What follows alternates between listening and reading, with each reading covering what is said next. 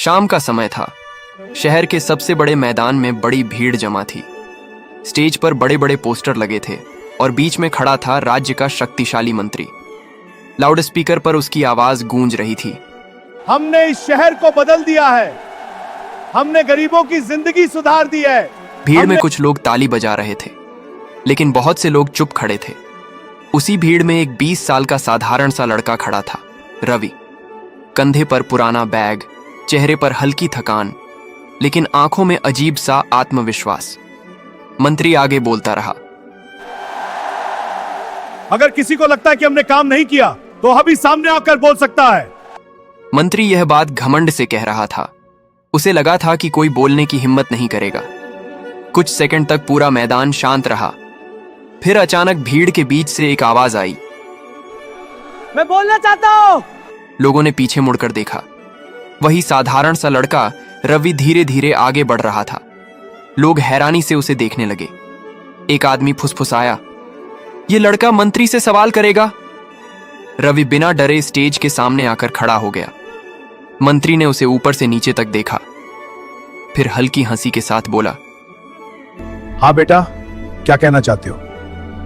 रवि ने माइक की तरफ देखा, फिर सीधे मंत्री की आंखों में देखते हुए बोला, आपने अभी कहा कि आपने गरीबों की जिंदगी बदल दी। कुछ सेकंड के लिए पूरा मैदान सन्नाटे में डूब गया। रवि ने धीरे धीरे आगे कहा, तो क्या मैं आपसे एक सच पूछ सकता हूं? मंत्री की मुस्कान धीरे धीरे गायब होने लगी, क्योंकि रवि का अगला सवाल ऐसा था जिसकी उसे बिल्कुल उम्मीद नहीं थी। पूरा मैदान शांत हो गया था। सैकड़ों लोगों की नजरें अब रवि और मंत्री पर टिक गई थीं। मंत्री ने हल्की सी मुस्कान बनाते हुए कहा, हाँ बेटा, क्या कहना चाहते हो? रवि ने माइक को थोड़ा अपनी तरफ खींचा। उसकी आवाज बिल्कुल शांत थी। आपने अभी कहा कि आपने गरीबों की जिंदगी बदल दी। मंत्री ने सिर हिलाते हुए कहा, हाँ, बिल्कुल बदली है। रवि ने फिर धीरे से पूछा, मेरे पिता की जिंदगी क्यों नहीं बदली? बेटा। भीड़ में हलचल होने लगी। मंत्री थोड़ा चौंका। उसने भौहें सिकोड़ते हुए पूछा, तुम्हारे पिता कौन हैं? रवि ने बिना डर के जवाब दिया, मेरे पिता इस शहर के सफाई कर्मचारी थे। भीड़ में कई लोग चुपचाप सुन रहे थे। रवि ने आगे कहा, पिछले साल एक गंदी नाली साफ करते समय वह जहरीली गैस से बेहोश हो गए थे।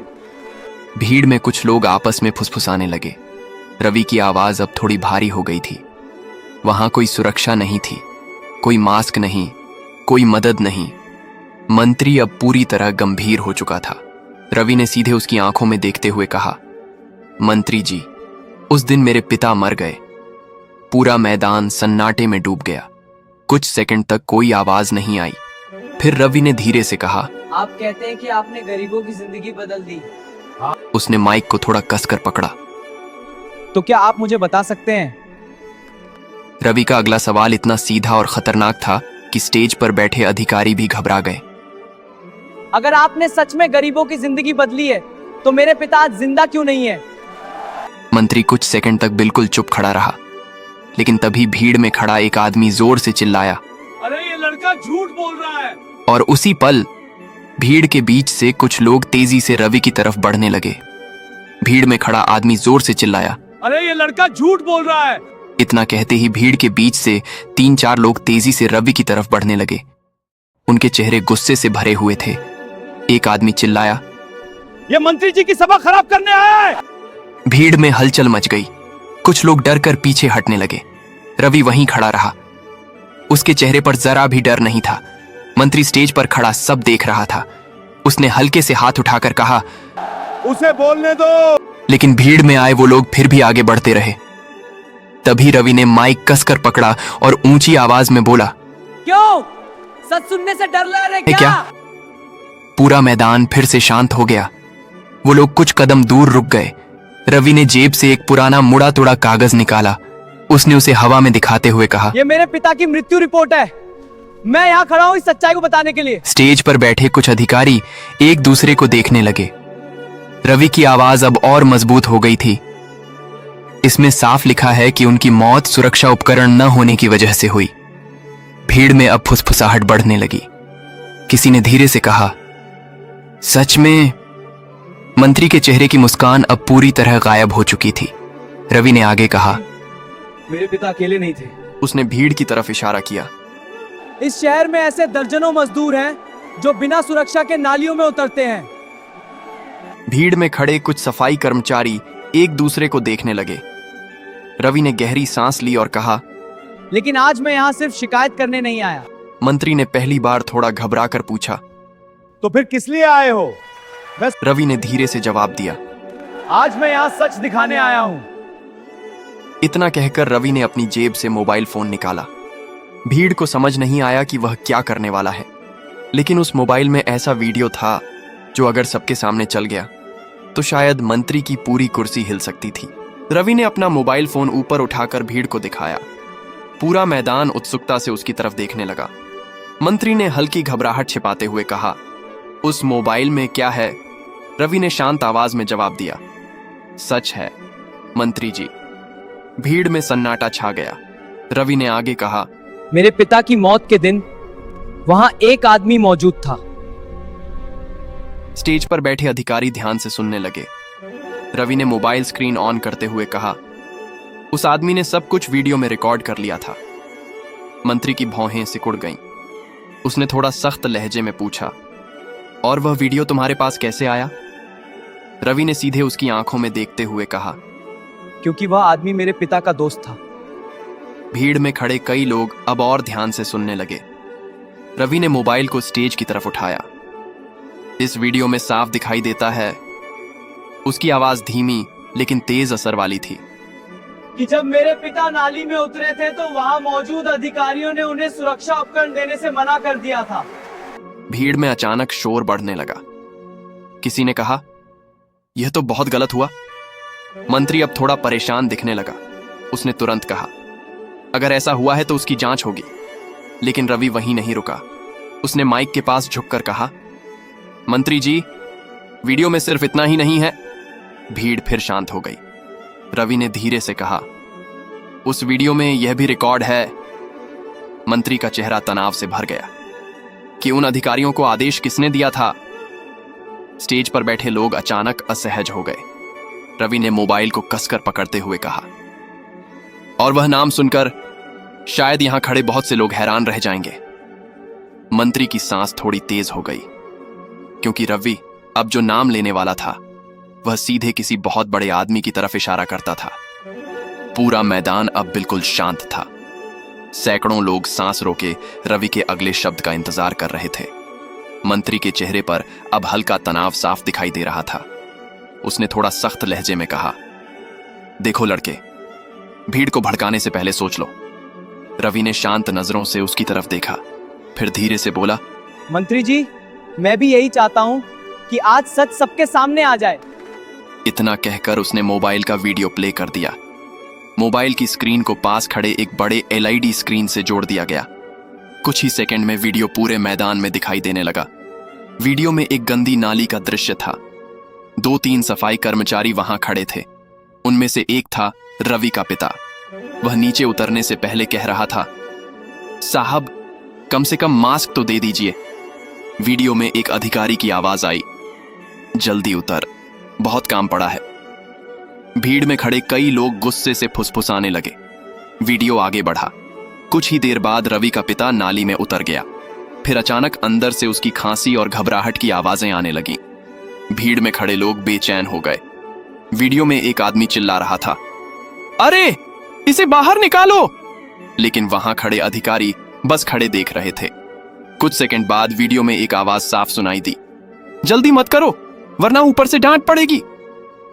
भीड़ में गुस्से की लहर दौड़ गई। तभी वीडियो में वह आदमी पूछता है, किसकी डांट? और उसी पल एक अधिकारी का जवाब साफ रिकॉर्ड हो जाता है, ऊपर से आदेश है, मंत्री जी ने कहा है, काम रुकना नहीं चाहिए। यह सुनते ही पूरा मैदान हिल गया।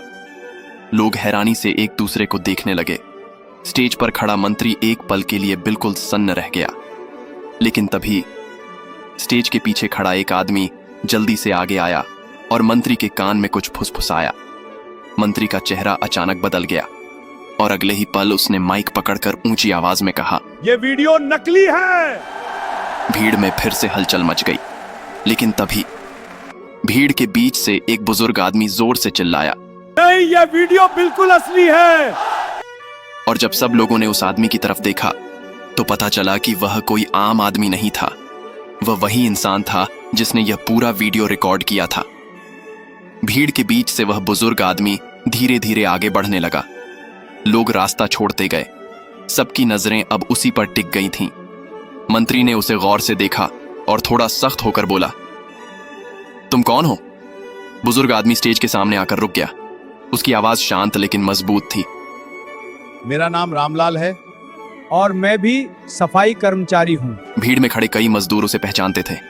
किसी ने धीरे से कहा, अरे ये तो उसी दिन वहाँ था। मुझे भी याद आया।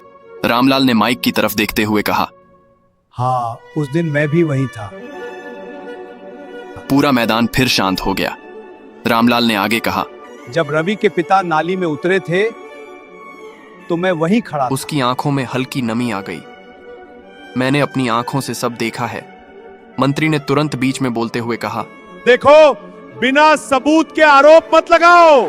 रामलाल ने अपनी जेब से एक छोटा सा पेन ड्राइव निकाला, फिर ऊंची आवाज में बोला, सबूत मेरे पास भी है। भीड़ में फिर हलचल मच गई। रवि भी हैरानी से उसे देखने लगा। रामलाल ने कहा, मैंने सिर्फ वीडियो ही नहीं बनाया था, वह थोड़ा रुका। उस दिन वहां मौजूद अधिकारियों की पूरी बातचीत भी रिकॉर्ड की थी। स्टेज पर बैठे कई अधिकारी अचानक बेचैन हो गए। मंत्री ने तुरंत गुस्से में कहा, यह सब ड्रामा है।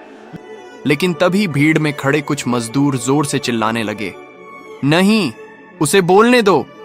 अब माहौल धीरे धीरे मंत्री के खिलाफ होने लगा था। रामलाल ने पेन ड्राइव को ऊपर उठाकर कहा, अगर यह रिकॉर्डिंग चल गई उसकी आवाज भारी हो गई, तो पता चल जाएगा कि उस दिन किसके आदेश मजदूरों को बिना सुरक्षा के नाली में उतारा गया था। मंत्री के माथे पर पसीना दिखाई देने लगा। लेकिन तभी स्टेज के पीछे खड़े दो पुलिस वाले अचानक आगे बढ़े।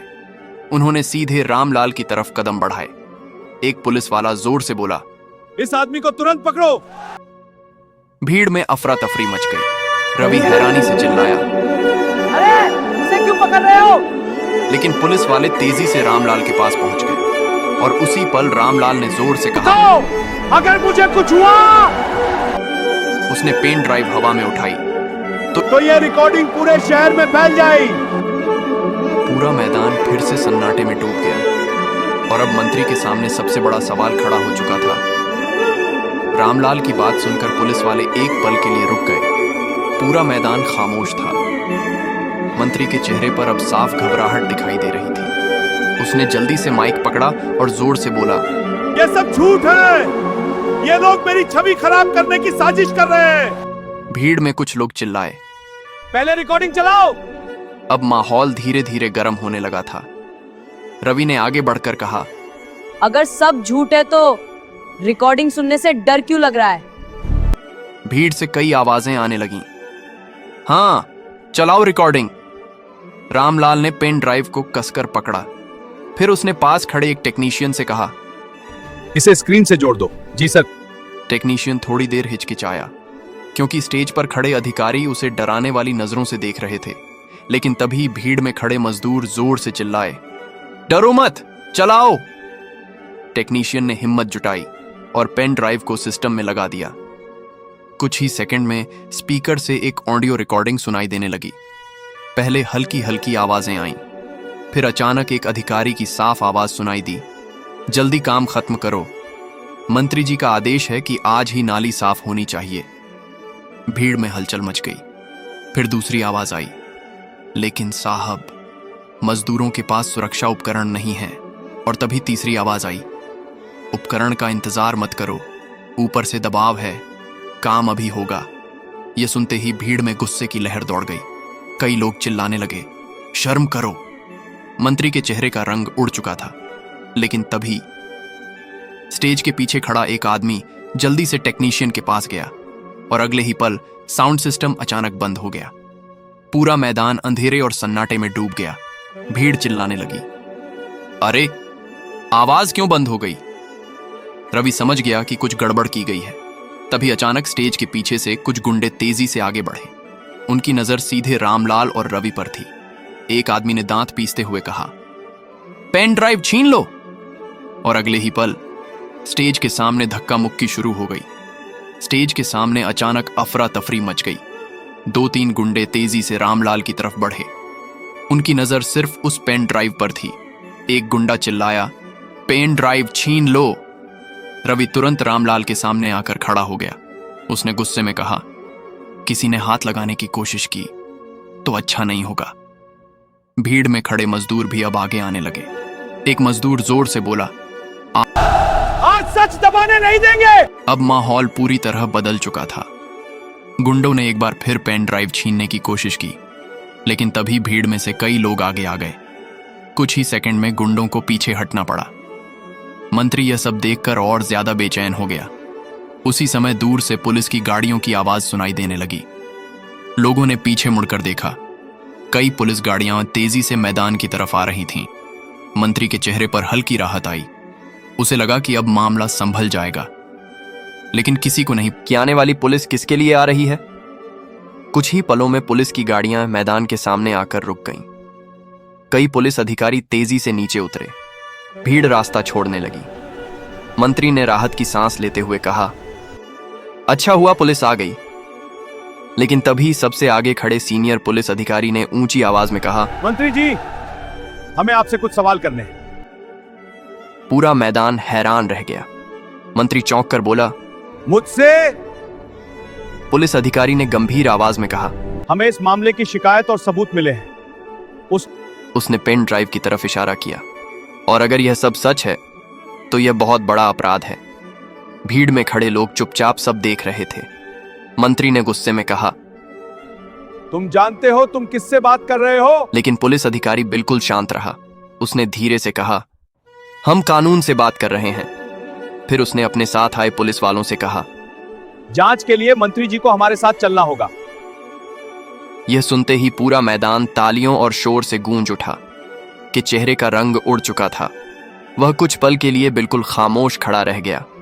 भीड़ में खड़े मजदूर जोर जोर से बोलने लगे, सच की जीत हुई। पुलिस अधिकारी मंत्री के पास आया और बोला, आपको जांच के लिए हमारे साथ चलना। मंत्री ने चारों तरफ देखा। अब तक जो लोग उसकी तारीफ कर रहे थे वही लोग अब खामोश खड़े थे। उसे समझ आ गया था कि अब सच छिपाना मुश्किल है। पुलिस उसे गाड़ी की तरफ ले जाने लगी। तभी रवि धीरे धीरे आगे आया। पूरा मैदान उसकी तरफ देखने लगा।